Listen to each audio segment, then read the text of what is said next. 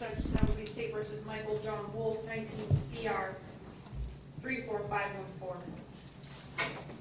Good afternoon. Are you Ms. Gentry? Yes. And you're Mr. Sweeney? I am, Your Honor. Right, good afternoon. And Mr. Wolfe, good afternoon. This is Judge Easterday. Can you hear me okay? Yes, I can. Okay.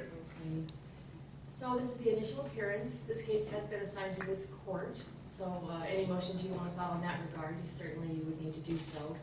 Currently your client's on no bail. I did look, it looked like you had filed a motion to preserve evidence and notify defendant of testing. Yes. So you set that for a hearing? Well, I haven't heard the DA's position on it yet, but if they're going to contest it, sometimes they contest that motion, sometimes they don't, given it's a preservation type motion. So if, when they respond, if they don't object to it, we'll just submit an order. If they do object to it, we'll need a hearing. Okay. Do you know whether, who's been assigned? Right now it's Mr. Berry and Ms. Lynch. They indicated that it did not sound like they were opposing it at this time. They've preserved all evidence. There's one or two pieces of evidence that have to do with cars that had been returned pursuant to their awareness of that. But other than that, it didn't sound like they were opposed to it.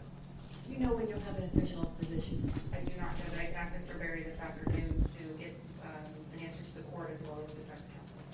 What is today, Wednesday? So perhaps by Friday afternoon? Yes, Judge. Whether or not we need to set it for a hearing or not. And if they don't oppose it, then we'll draft an order, submit it to them, see if it concurs with their position is, and then submit it to the court.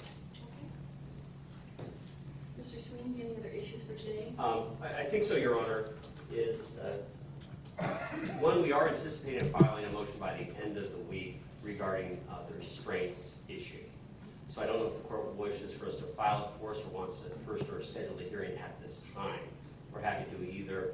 We'd be prepared to argue the motion fairly soon, but before we start to make court proceedings, that's one that should be taken care of at the front end. Well, I imagine it would take about 15 minutes, perhaps? Ms. Judge will be arguing that. Yes, you're right. Okay, so when would you be prepared to, well, you're going to file something, and then, of course, the state would get a copy of it. I'll file it this week, and then, depending on how much time the state thinks they need to respond, Your Honor, we can argue it at any time. Okay. I guess it may, when we schedule it, may be important to know when we're coming back to court, because I don't think we're probably coming back to court real soon, unless, of course, this motion is contested. How much time are you asking for as far as a postponement? Because I know at the very beginning there's a lot of evidence, things like that. Yes, and right now we're receiving discovery from the state, but of course, and understandably, we don't have all that discovery yet. That isn't meant to be a complaint, it's just a statement of the facts of the case. So my thought would be to come back in about 3 months, and the idea would be there, I imagine we'd have complete discovery by that time, had a chance to give it meaningful review, and we could then state to the court when we think we'd be ready for trial based on what we've reviewed. So I'd be asking for about 3 months out.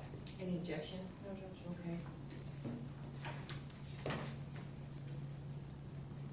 All right, so let's see.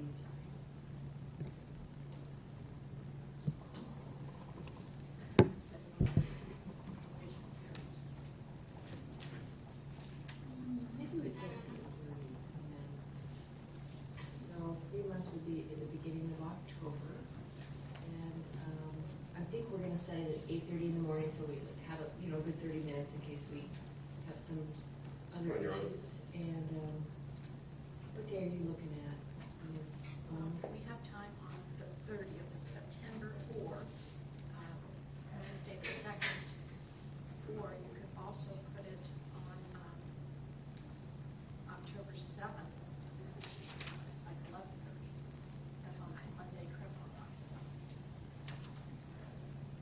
The 7th wouldn't work for the defense, the other 2 dates would. Okay. How does Wednesday, October 2nd at 8:30? Ms. Winter, does that work for the state? Judge, thank you. Okay. Do you have any victims here that want to be heard? I don't believe so today. I don't know. Do you know if we need input today? No, Judge. Thank you. And so then, as far as the motion regarding restraints,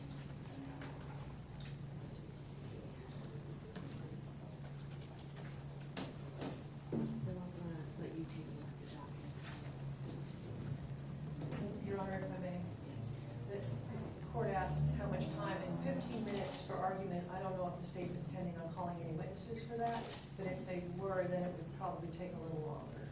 But otherwise, 15 minutes. And because we have hearings before next year, that's we have some flexibility. Well, yes, unless, of course, this other motion's contested, but why don't we look toward the, maybe look for sometime in August, early August? Yes, sir. Perhaps we have August at 9:30 or 11:30 that morning? I didn't hear the date. 11:30 is better just because that 9:30. Oh, we get to that, we get. So, did you see that? Oh, yes, you're right, okay. We'll do 9:30 then. Does that work? What date is that? Monday, August 5th at 9:30. Ms. Winter? That works for the defense trial. Okay, that'll be set for 30 minutes, and that's the motion regarding that we would not use restraints when Mr. Wolfe is in the courtroom. That's the request, because right now there was an order that the use of restraints is required. Any other issues on behalf of the defense? Your Honor, yes, and this is, I guess, by way of question. Regarding subpoena ducis tecum, I did look up supplemental local rule 6.016 on how they're handled in this county. And our practice has been, if there was a date such as the October 2nd date, we would subpoena ducis tecum any reference to that date. And then if a party moved to quash those subpoenas, we would then set a hearing for it. That's the way we've typically done it. Under the local rule, the way it appears is we'd file a motion every time we wish to issue a subpoena ducis tecum, and this court would rule on it. And so, is that the way It's it almost works? like permission to be able to subpoena ducis tecum. That's Yes.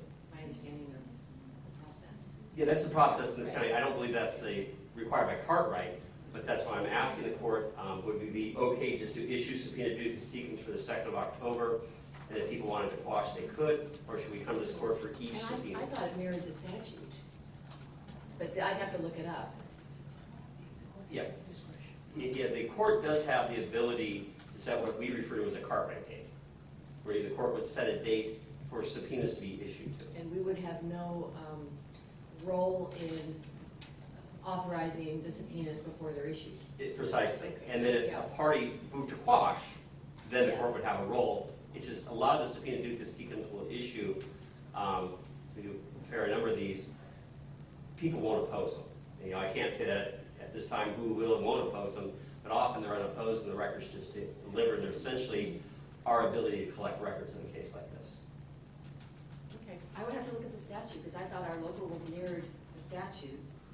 So at this point, I want to follow the local rule, and then certainly we can maybe have a hearing about whether we're going to waive that. But I think until I look at the statute and fully consider it a little bit more, I want to keep with our local rule. Could we set maybe another 5 or 10 minutes on, is it the 5th of August?